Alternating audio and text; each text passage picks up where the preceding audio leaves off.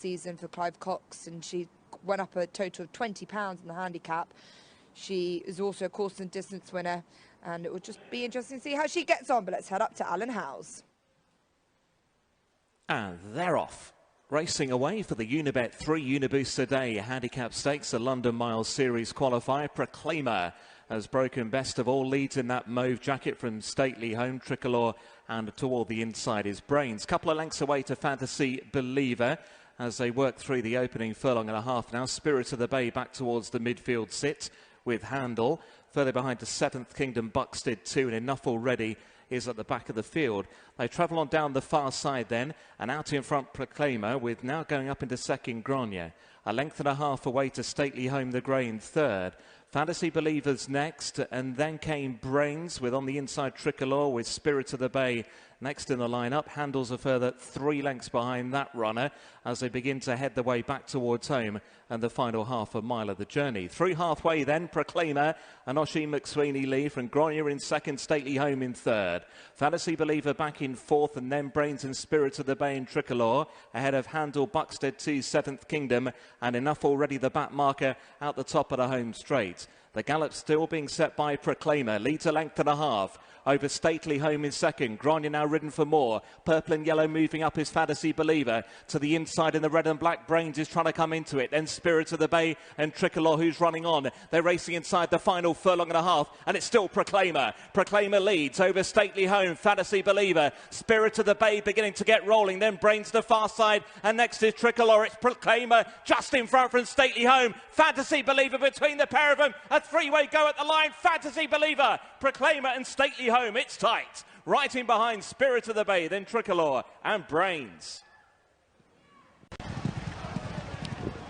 Another photo finish at Kempton this evening, and Fantasy Believer in between horses in the dying strides. Did he get them? Not sure he did, from the long-time leader Proclaimer near side, but there are plenty involved at the finish. Stately Home running a big race as well under Josephine Gordon, but that is the photo finish. Near side Proclaimer, Oisin McSweeney. Far side purple and yellow, that's Richard Kingscote on board Fantasy Believer, who was coming home really strong and finishing fast late on. But on that evidence, I think maybe Proclaimer's just held on.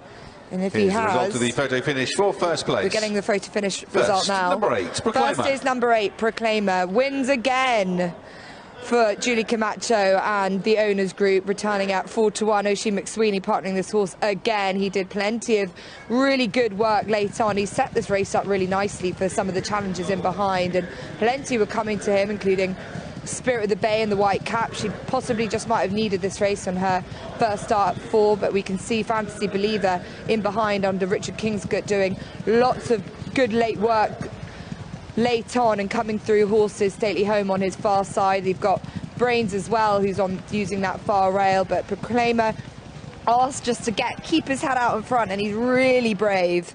And this horse has just been a brilliant servant to his connections. He's now won 6 times since September.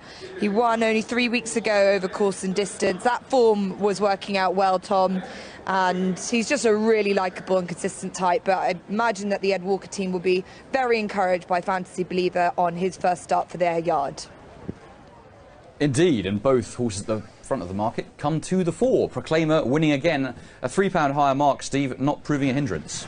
No, and I think the start he got, in hindsight now, has almost won in the race. He was really at pains to lead, and there was some possible angles for horses to take him on, but he got a really smart break and he controlled the race from there onwards. He steadied it a bit and went the pace he wanted. I thought it was a really good ride, I thought, by the winning jockey. He rolled about, got a bit tired in the final furlong, and course specialist Fantasy Believer, first run for Ed Walker, has all but got there.